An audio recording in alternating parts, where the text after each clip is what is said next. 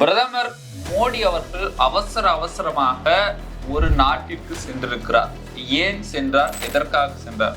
ஒரு முக்கிய பொறுப்பில் வகிக்கக்கூடிய அம்பானி அவர்கள் ஏதேனும் சிக்கலில் மாட்டிக்கொண்டாரா? இதற்காகத்தான் அவர் அங்க சென்றிருக்கிறாரா? இந்த மாதம் இறுதியில் ரஷ்யாவுடைய அதிபர் வேற இந்தியாவிற்கு வரன்னு சொல்லியிருக்கிறார். என்ன காரணமா இருக்கும்? இது சார்ந்த முழு விவரத்தை இந்த வீடியோல நம்ம பார்க்க இருக்கிறோம். வாங்க வீடியோக்குள்ள போலாம்.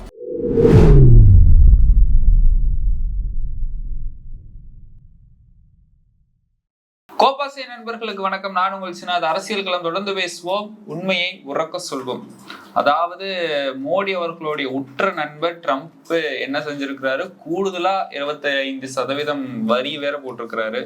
ஆனா இப்படி வரியும் போடுறாரு, தொடர்ந்து நான் தான் போறேன் நிறுத்துன்னு சொல்லிட்டு இருக்கிறாரு.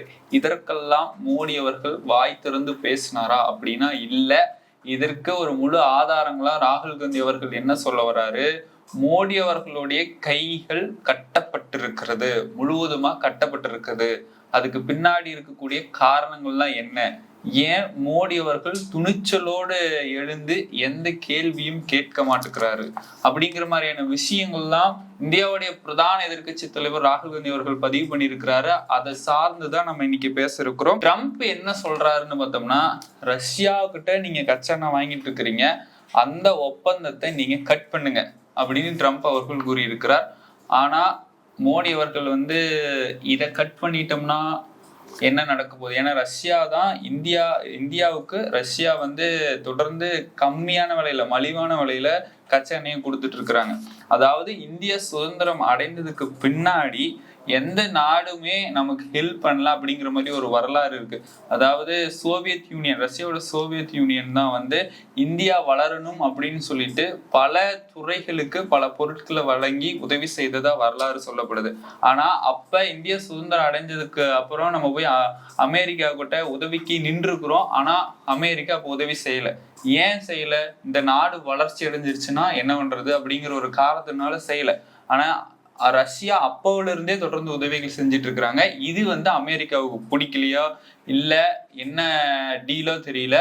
ஆனா தொடர்ந்து ரஷ்யா உக்ரைன் போர்லயுமே சர்வதேச நாடுகள் ரஷ்யா கிட்ட இருந்து எந்த பொருளுமே வாங்கக்கூடாது அப்படின்னு தடை விதித்துட்டு இருந்தாங்க. இருந்தாலுமே இந்தியா தொடர்ந்து பொருள் வாங்கிட்டு வர்றது அமெரிக்காவுக்கு பிடிக்கல. இதெல்லாம் ஒரு சில உண்மை. இப்ப எப்ப கூடுதலா இந்த 25% ஏற்கனவே ஒரு வரியை போட்டிருந்தாரு. கூடுதலா 25%, ஆக மொத்தம் 50% வரி போடுறதுனால ஜூலை முதல் வாரத்திலிருந்தே ரஷ்யாவில இருந்து வரக்கூடிய கச்சா எண்ணெய்கள் முடக்கப்பட்டிருக்கிறது அப்படின்னு ஆய்வாளர்கள் தெரிவிக்கிறாங்க. இது மட்டும் இல்லாம மோடி அவர்களுடைய கை முழுவதுமாக கட்டப்பட்டிருக்கிறது. ஏன் ட்ரம்பை பார்த்து மோடி அவர்கள் எந்த பதிலுமே சொல்ல மாட்டேங்கிறாரு? 56 இன்ச்சு விஸ்வகுருன்னு பேசிக்கிறாங்க. ஆனா உற்ற நண்பர்னு சொல்றாங்க. உற்ற நண்பரை எதிர்த்து ஏன் கேள்வி எழுப்பவில்லை? இதுதான் எதிர்கட்சிகளுடைய விவாத கேள்விக்குறியா இன்னைக்கு மாறி இருக்கு. ட்ரம்ப் அவர்கள் பகிரங்கமாகவே மோடியை விமர்சனம் செஞ்சிட்டு இருக்கிறாரு. ஆனா இதுக்கு பின்னாடி இருக்கக்கூடிய உண்மையான பொருள், இதுக்கு பின்னாடி இருக்கக்கூடிய உண்மையான சம்பவங்கள் என்னன்னா, அதாவது மோடி அவர்களுடைய உற்ற நண்பர் யாரு? அதானி. அதாவது அதானி என்ன பண்ணி இருக்கிறாரு, இந்தியாவுடைய மக்கள் வரி பணத்துல உருவாக்கிய முந்த்ரா துறைமுகம், அந்த துறைமுகம் வழியாக சர்வதேச தடைகளையும் தாண்டி பல பொருட்களை இறக்குமதி செஞ்சிட்டு இருக்கிறாங்க. ஆனா அதானி என்ன செஞ்சிட்டு இருக்கிறாரு, மோடி அவர்களுடைய உற்ற நண்பர் இந்தியாவில் இருக்கக்கூடிய மக்கள் வரி பணத்துல கட்டப்பட்ட முந்த்ரா துறைமுகம் வழியா சர்வதேச தடைகள் இருந்தாமே பல நாடுகள் இருந்து பொருட்களை இறக்குமதி செய்யறாரு, கச்சா எண்ணெய் இறக்குமதி செய்யறாரு. இது சார்ந்த விஷயம்தான் அமெரிக்காவில் ஒரு வழக்காக பதிவு செய்யப்பட்டு விசாரணை நடத்திட்டு வராங்க. அந்த விசாரணை முடியும் பட்சத்தில் அதானி அவர்களை சிறையில் அடைக்கிறது கூட வாய்ப்பு இருக்குதுன்னு பல செய்தி வட்டாரங்களும் ஊடகங்களும் தெரிவிச்சுட்டு வராங்க. இதெல்லாம் ஒரு பக்கம் இருந்தாலுமே இந்தியாவுடைய பொதுத்துறை நிறுவனங்கள், என்னென்ன பொதுத்துறை நிறுவனங்கள் இருக்கோ அது எல்லாமே அதானிக்கு வித்துட்டாரு இந்தியாவுடைய பிரதமர் மோடி அவர்கள் அப்படின்னு சொல்லிட்டு எதிர்கட்சிகளும் தொடர்ந்து குற்றம் சாட்டிட்டு வராங்க. ஆனா நேருவிலிருந்து இந்திரா காந்தி வரைக்கும் மக்களுடைய செல்வமாக இது இருக்கட்டும் அப்படின்னு சொல்லி மக்கள் வரி பணத்துல பல பொதுத்துறை நிறுவனங்களை உருவாக்கிட்டு வந்திருந்தாங்க. ஆனா இந்தியாவுடைய பிரதமர் என்னைக்கு 2014 ஆட்சி அமைந்தாங்களோ அன்னையிலிருந்து மோடி அவர்கள் பொதுத்துறை நிறுவனங்களை எல்லாமே அதானி அம்பானிக்கு வித்து விட்டார். அப்ப மோடி அவர்களுடைய பேக்ரவுண்ட் சப்போர்ட்டா இருக்கிறதே அதானி அம்பானி தான். இந்த விஷயம் மக்களுக்கு அம்பலப்படுத்தி விட்டார்னா ட்ரம்ப், அப்ப மோடி அவர்களுடைய நிலைமை என்ன ஆகும்? இதுதான் காரணம் அப்படின்னு எதிர்கட்சிகள் கடுமையான விமர்சனத்தை வைக்கிறாங்க. அதாவது மோடி அவர்கள் ஆட்சிக்கு வந்ததுல இருந்து அதானிக்கும் அம்பானிக்கும் தான் ஏற்கனவே அவங்க முதலாளி, ஏற்கனவே பணத்தில் செல்வம் மிக்கவர்கள், மேலும் மேலும் பணக்காரங்களையே மேலும் மேலும் பணக்காரரா ஆக்கி விட்டுட்டு இருக்கிறாருன்னு தான் மக்களுடைய விவாதம், மக்கள் கேட்கக்கூடிய கேள்வி. ஆனா இதெல்லாம் மக்களுக்கு அவங்க சொல்லாமலே பல விஷயங்கள் தெரிய வந்துருச்சு. இன்னும் உள்ளுக்குள்ள இருக்கக்கூடிய பல விஷயங்கள் தெரிய வந்துடும். ட்ரம்ப் போட்டு உடைச்சிருவாரு, அம்பலப்படுத்திடுவாரு அப்படிங்கிறதுக்காக தான் வாயே திறக்காம இருக்கிறார் மோடி அவர்கள். இதுதான் எதிர்கட்சிகள்லாம் எழுப்பக்கூடிய கேள்வியும் கண்டனமும். சரி, ராகுல் காந்தி அவர்கள் ஒரு மீட்ல ஒரு விஷயத்த பதிவு பண்ணியிருக்கிறாரு. என்னன்னா, இந்தியர்களே புரிந்து கொள்ளுங்கள், தொடர்ந்து மிரட்டல் விடுகிறார் ட்ரம்ப். இதற்கு என்ன காரணம்னா, அமெரிக்கா அதானி மீது நடத்தும் ஊழல் விசாரணை. அதாவது ராகுல் காந்தி அவர்கள் இந்திய மக்களுக்கு ஒரு விஷயத்தை சொல்லியிருக்கிறார். என்னன்னா, இந்தியர்களே புரிந்து கொள்ளுங்கள், தொடர்ந்து மோடி அவர்களுக்கு ட்ரம்ப் பகிரகமா மிரட்டல் விட்டுட்டு வராரு. இதற்கெல்லாம் என்ன காரணம்னா, அமெரிக்கா அதானி மீது நடத்தும் ஊழல் விசாரணை தான். ட்ரம்ப்ப மோடி விமர்சித்தா அவர் மூலமாக இங்க நம்ம நாட்டுக்கு இறக்கப்படக்கூடிய ரஷ்யா தொடர்பான ஒப்பந்தங்கள், நிதி தொடர்பான விஷயங்கள் இதெல்லாம் அம்பலப்படுத்தி விடுவாங்க. இதனாலதான் மோடி அவர்களுக்கு அச்சுறுத்தல், அதனாலதான் மோடி அவர்களுடைய கைகள் கட்டப்பட்டு இருக்கின்றன ராகுல் காந்தி அவர்கள் பகிரமா ஒரு செய்தியாளர்கள் சந்திப்புல தெரிவிச்சிருக்கிறார். அப்ப மோடி அவர்களும் ட்ரம்ப் அவர்களும் உற்ற நண்பர்களாக இருந்தாலுமே அவங்களுக்குள்ளேயே ஒரு கருத்து விவாதம், இவங்களோட உண்மையெல்லாம் அவங்க போட்டு உடைச்சிருவாங்கன்னு இவரு அமைதி காக்கிறாரு. அப்ப இதுதான் உண்மையா அப்படிங்கிறத மக்கள் விழிப்புணர்வோட இந்த விஷயத்த நம்ம புரிஞ்சுக்கணும். மறுபடியும் ராகுல் காந்தியும் தொடர்ந்து எச்சரித்து கொண்டிருக்கிறார். இதனால இந்திய மக்களும் அதிர்ச்சியில் இருக்கிறாங்க. அப்போ மக்கள் கட்டக்கூடிய வரி பணம்லாம் யாருக்குதான் போகுது அப்படின்னு மக்கள் கேள்வி எழுப்புறாங்க. அப்ப இதுக்கெல்லாம் ஒரே காரணம் அதானி அம்பானி, அவங்களுக்கு தான் எல்லாமே போகுதுன்னு இப்ப இந்திய மக்களுக்கு புரிஞ்சிருச்சு.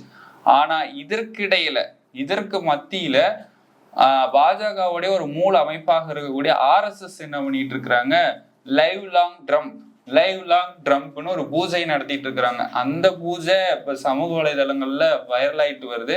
அந்த வீடியோவும் நீங்க பாருங்க. ஏற்கனவே இந்தியா வளர்ச்சி அடையக்கூடாது அப்படின்னு நினைக்கக்கூடிய ஒரு முதல் நாடு அமெரிக்கா தான். இந்தியா எங்க நம்மளோட வளர்ச்சி அடைஞ்சு பொருளாதாரத்துல வளர்ந்து மேலோங்கி போயிடுச்சுன்னா என்ன பண்றது அப்படின்னு நினைக்கக்கூடிய ஒரு அமெரிக்கா, இந்த அமெரிக்காவுடைய அதிபர் ட்ரம்ப், அவங்களுக்கு இந்த RSS செய்யக்கூடிய வேலை இப்படியே இருக்கு. இந்த RSSக்கு என்னதான் பிரச்சனையும் தெரியாது. கல்வி கற்றா அவங்களுக்கு ஒரு பிரச்சனை, அவங்களுடைய கொள்கை இந்துத்துவ கொள்கையை பரப்பணும். இது எப்படி இருக்குதுன்னா முட்டாள்தனமா இருக்கு. ஒருத்தர் வாழணும்னு பூஜை பண்ணா அவங்க எப்படிங்க வாழ்வாங்க? அது அவங்களோட உடல் நலம் சார்ந்தது. ஆனா வாழணும்னு இந்த பூஜை பண்ணிட்டு இருக்கிறாங்க. இது எங்க போய் முடிய போதோ தெரியல. அப்படி இருக்கிறவங்க தான் நம்மை ஆண்டு கொண்டு இருக்கிறார்கள். அப்ப மக்கள் இதெல்லாம் சிந்திக்க வேண்டும். இன்னொரு விஷயம், ரஷ்யாவுக்கிட்ட இருந்து நம்ம கச்சா எண்ணெய் மட்டும் வாங்கிட்டு இல்ல, இந்தியாவுடைய முதுகெலும்புன்னு சொல்லக்கூடிய விவசாயத்துக்கு ஒரு 3 கெமிக்கல்ஸ் இம்பார்ட்டன்ட். அதாவது நைட்ரேட், பாஸ்பேட், பொட்டாசியம். நைட்ரேட் பாஸ்பேட்ல நம்ம இந்தியாவே உற்பத்தி செய்து விவசாயிகளுக்கு அனுப்பிடுறோம். ஆனா இந்த பொட்டாசியம் அப்படிங்கிற கெமிக்கலை நம்ம ரஷ்யாவுக்கிட்ட இருந்து இறக்குமதி பண்ணிட்டு இருக்கிறோம். இந்த ஒப்பந்தத்தை மோடி அவர்கள் ட்ரம்ப் அவர்களுக்கு அடிபணிந்து இந்த ஒப்பந்தத்தை கட் பண்ணிட்டாங்கன்னா அப்ப இந்தியாவுடைய விவசாயம் என்ன ஆகுறது அப்படிங்கிறது ஒரு கேள்விக்குள்ளாக இருக்கு. பொட்டாசியம் அப்படிங்கிற கெமிக்கலையும் அங்கிருந்து தான் நம்ம இறக்குமதி பண்ணிட்டு இருக்கிறோம். இது இந்தியாவுடைய வேளாண் துறைக்கே பாதிப்பு ஏற்படுத்தும் அப்படின்னு பொருளாதார ஆய்வாளர்களும் வேளாண் ஆய்வாளர்களும் இந்த விஷயத்த பதிவு பண்றாங்க. அப்ப ரஷ்யாவுக்கிட்ட இருந்து நம்ம கம்மி விலைக்கு வாங்குறது அமெரிக்காவுக்கு பிடிக்கல. கம்மி விலைக்கு வாங்குறதுனால வாங்கி அமெரிக்காவுக்கு அதிகமா விற்கிறதுனால பிடிக்கலையா, இல்ல என்கிட்டலாம் அந்த பொருள் இருக்கே, அமெரிக்கா கூட அந்த பொருள் எல்லாம் இருக்கு, ஆனா அவங்ககிட்ட வாங்கினோம்னா நம்ம நிலைமை அவ்வளவுதான், அவங்க விலையை அப்படியே உயர்த்தி தான் சொல்லுவாங்க. அப்படி அவங்ககிட்ட அவ்வளவு விலைக்கு நம்ம ஏன் வாங்கணும், ரஷ்யா கிட்ட இருந்து கம்மி விலைக்கு வாங்கி மக்கள் பயன்பாட்டுக்கு வர்றதுனால அவங்களுக்கு பிடிக்கல. இப்படி பல விவாதங்கள் போயிட்டு இருக்குது. ஆனா இதற்கிடையில மோடி அவர்கள் ரஷ்யாவுக்கு திடீர்னு பயணம் மேற்கொண்டிருக்கிறார். போய் ரஷ்யாவுடைய அதிபர்கள்லாம் சந்தித்து என்ன செய்ய போறாருன்னா சமாதானப்படுத்த செய்ய போறதா தகவல் வெளியாயிட்டு இருக்குது. என்ன சமாதானப்படுத்த போறதா தெரியல. ட்ரம்ப் அப்படிதான் சொல்லிட்டு இருப்பாரு, நீங்க எதுவும் நினைச்சுக்காதீங்க, நீங்க இல்லைன்னா நம்ம நாடு அவ்வளவுதான், இல்லை என்னோட கட்சி அவ்வளவுதான் அப்படிங்கிற மாதிரியான சமாதானப்படுத்த போயிருக்கிறாரு என்னன்னு தெரியல. ஆனா திடீர் பயணம் மேற்கொண்டிருக்கிறார். இதற்கிடையில இன்னொரு முக்கியமான விஷயம் என்னன்னா, ரஷ்யாவுடைய அதிபர் புதின் அவர்கள் இந்த மாத இறுதியில இந்தியாவுக்கு வரதா சொல்லியிருக்கிறாங்க. அப்ப இந்தியாவும் ரஷ்யாவும் இன்னும் ஒப்பந்தத்துல மேலும் வலுப்பட்டு இங்க இருக்கிற பொருட்கள் அங்கேயும் அங்க இருக்கிற பொருட்களை இங்கேயும் மாத்திக்க போறாங்களா, இல்ல ஒரே அடியா அமெரிக்காவில் இருக்கக்கூடிய ஒப்பந்தத்தெல்லாம் கட் பண்ண போறாங்களா? அப்படி கட் பண்ணா யாருக்கு அதிக இழப்பு ஏற்படும்? இந்தியாவுக்கு ஏற்படுமா இல்ல அமெரிக்காவுக்கு ஏற்படுமா? இதெல்லாம் நம்ம பொறுத்திருந்து பார்க்கணும். ஆனா பொருளாதார நிபுணர்கள் சொல்லக்கூடிய விஷயம் என்னன்னா, இப்ப ரெண்டு நாடுகளுக்குமே பாதிப்பு ஏற்படும் அப்படின்னு பொருளாதார நிபுணர்கள் சொல்லியிருக்கிறாங்க. சரி, இதெல்லாம் ஒரு பக்கம் இருந்தாலுமே நீங்க என்ன வேணா பண்ணிட்டு போங்க, என்னோட பேக் சப்போர்ட்டே எல்லாமே அதானி அம்பானி தான்.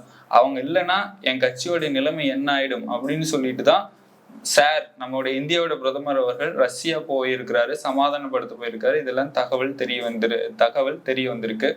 இப்ப இதெல்லாம் ஒட்டு மொத்தமா வைத்து பார்த்தோம்னா எவ்வளவு பெரிய நண்பர் மோடி அவர்களுக்கு ட்ரம்ப் எவ்வளவு பெரிய நண்பர். பல விஷயங்கள் இதெல்லாம் பேசியிருக்கிறாங்க. ஆனா அவர் சொல்றதுக்கு இவர் எந்த வாயுமே திறக்க மாட்டேங்கிறாருன்னா, இதுக்கு பின்னாடி இருக்கக்கூடிய உண்மை தன்மை என்னன்னா, இந்த அதானி அம்பானி விவகாரம் அவங்களுடைய விஷயத்தெல்லாம் உடனே போட்டு உடைச்சிட்டாருன்னா அவங்க கட்சி அவ்வளவுதான், அவங்க ஆட்சியும் அவ்வளவுதான். இதுதான் உண்மையான சம்பவம் இன்னைக்கு நிகழ்ந்து கொண்டிருக்கிறது. நம்ம தொடர்ந்து பொறுத்திருந்து பார்ப்போம். இந்த ஆட்சி கலைக்கப்படுமா, இல்ல பல உண்மைகள் வேற வெளியே வந்துட்டு இருக்கு. எல்லா உண்மைகளும் இந்தியாவுடைய பிரதான எதிர்கட்சி தலைவர் ராகுல் காந்தி அவர்களாலதான் வெளியே வந்துட்டு இருக்கு. ஒரு பக்கம் ஒப்பந்தம் ரீதியான உண்மைகள் வெளியே வந்துட்டு இருக்கு, மறுபக்கம் தேர்தல் ஆணையத்தால் நடக்கப்படும் மோசடிகள் ஒரு பக்கம் உண்மைகள் வெளிவந்துட்டு இருக்கு. அப்ப இந்த ஆட்சியில நடக்கக்கூடிய உண்மைகள் எல்லாம் போட்டு உடைத்து கொண்டிருப்பவர் ராகுல் காந்தி அவர்கள். அதுல எந்த ஒரு ஐயமும் இல்லை. இந்த மாதிரியான நேரடியாக துணிச்சலாக போட்டு உடைக்கக்கூடிய ஒரு தலைவர் தான் நம்ம நாட்டுக்கு தேவை அப்படின்னு மக்களும் எதிர்பார்க்கப்படுகிறார்கள். பொறுத்திருந்து பார்ப்போம், பல உண்மைகளை பேசுவோம். மீண்டும் ஒரு நல்ல அரசியல் களத்தில் நான் உங்களை சந்திக்கிறேன். அதுவரை உங்களிடமிருந்து விடைபெறுவது நான் உங்கள் சின்ன.